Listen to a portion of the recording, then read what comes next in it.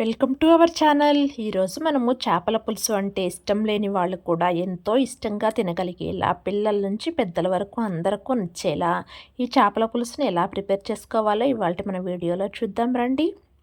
ఇక్కడ నేను 1/2 కేజీ చేపలను తీసుకొచ్చానండి.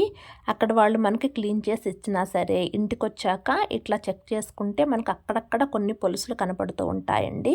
ఇలా ప్రతి ముక్కను చెక్ చేసుకొని ఆ పొలుసులు ఏమైనా ఉంటే అవన్నీ తీసేసుకొని ఇక ఈ చేపలను ఒక్కసారి కనుక కల్లుప్పు కొంచెం నిమ్మరసం వేసుకొని ఆ ఉప్పు నిమ్మరసం అంతా ఆ ముక్కలకు పట్టేలా ఒక్కసారి ఈ విధంగా కలిపేసుకొని 2 టైమ్స్ కనుక ఈ చేపలను శుభ్రంగా క్లీన్ చేసుకొని పెట్టేసుకుంటే ఈ చేపలకున్న నీచు వాసన అంతా పోతుంది.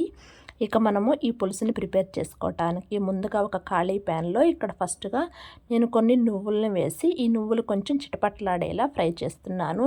ఈ ఫిష్లో నువ్వుల ఫ్లేవర్ మీకు నచ్చదు అనుకుంటే ఈ నువ్వులను తీసేసి ఇక తర్వాత నుంచి మీకు కావాల్సినవి యాడ్ చేసుకోండి. ఇక్కడ నేను 2 స్పూన్స్ వరకు ధనియాలను వేస్తున్నాను. ఇక ధనియాల తర్వాత కొన్ని మెంతులు, ఇక్కడ పులుసులో నేను కొంచెం మెంతాకును వేస్తున్నానండి, అందుకని మెంతులను కొంచెం తక్కువ వేస్తున్నాను.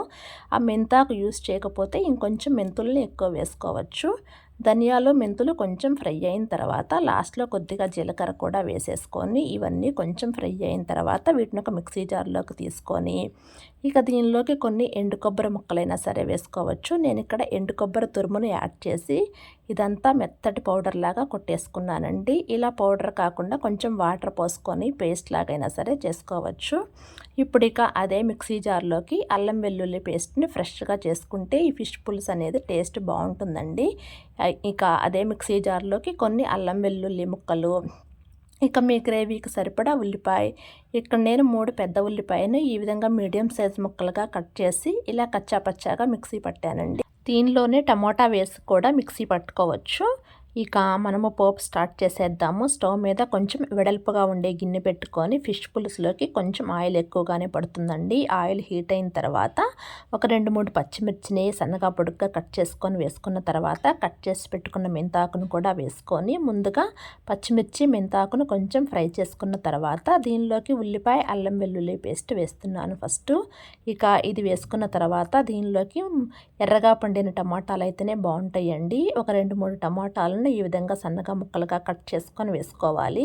ఇంకా సన్నగా కావాలన్నా సరే కట్ చేసుకోండి. ఇక దీనిలోకి కొద్దిగా పసుపు వేసుకొని ఒక్కసారి కలుపుకున్న తర్వాత కొద్దిగా సాల్ట్ వేసుకొని వీటన్నిటికీ ఉన్న పచ్చివాసన పోయిందాకా మూత పెట్టేసుకొని ఉడికించుకున్నాను. ఇలా ఉడికిన తర్వాత ఫ్రై చేసి పొడి కొట్టి పెట్టుకున్న ఆ నువ్వుల పొడి ఉంది కదా, దాన్ని కూడా యాడ్ చేసేసుకొని ఒక్కసారి కలిపేసుకున్న తర్వాత ఇక ఫిష్ పులుసు అంటే కొంచెం చింతపండు పులుసు ఎక్కువగానే పడుతుంది. ముందుగానే చింతపండుని కొంచెం ఎక్కువగా నానబెట్టుకొని ఆ రసాన్ని తీసి ఆ చింతపండు పులుసును కూడా వేసేసుకున్న తర్వాత ఇక మనకు ఈ పులుసు మొత్తానికి ఎన్ని వాటర్ అయితే పడతాయి అనుకుంటారో ఆ వాటర్ మొత్తాన్ని ఇప్పుడే పోసేసుకుంటేనే బాగుంటుందండి. మధ్య మధ్యలో వాటర్ పోస్తే టేస్ట్ బాగోదు. ఇలా పులుసు ఒక పొంగు వచ్చిన తర్వాత దీనిలోకి మీ టేస్ట్కి సరిపడా కారాన్ని యాడ్ చేసుకోవాలి. చింతపండు పులుసు యాడ్ చేసేటువంటి కర్రీస్లో కానీ కొంచెం ఉప్పు కారం ఎక్కువగానే పడుతుందండి. చూసుకొని ఉప్పు కారం వేసేసుకొని ఒక్కసారి మొత్తం టేస్ట్ చూసుకొని ఏమన్నా సరిపోలేదు అంటే యాడ్ చేసుకొని ఇక లాస్ట్గా మనము క్లీన్ చేసి పెట్టుకున్న ఆ ఫిష్ ముక్కలను కూడా ఈ గ్రేవీలోకి వేసుకోవాలి. ఇక్కడ ఫిష్ ముక్కలు అనేవి మనకు చాలా త్వరగా ఉడుకుతాయండి. ఈ ముక్కలు వేసాక మనం ఎక్కువసేపు కదపలేము కాబట్టి ముందుగానే కావాల్సిన ఇంగ్రీడియంట్స్ అన్నీ వేసేసుకుంటే ఇక లాస్ట్గా ఈ ఫిష్ ముక్కలు వేసుకుంటే ఈ ఫిష్ పులుసు అనేది టేస్ట్ బాగుంటుంది. ఇక మధ్య మధ్యలో ముక్కకు ఉప్పు కారం పట్టేలా అంటే ఇట్లాగా మాత్రమే మనం కలుపుకుంటూ ఉండాలి. గంటతో కంటిన్యూగా తిప్పితే ఆ ముక్కలు అనేవి మనకు చిదురైపోతాయండి.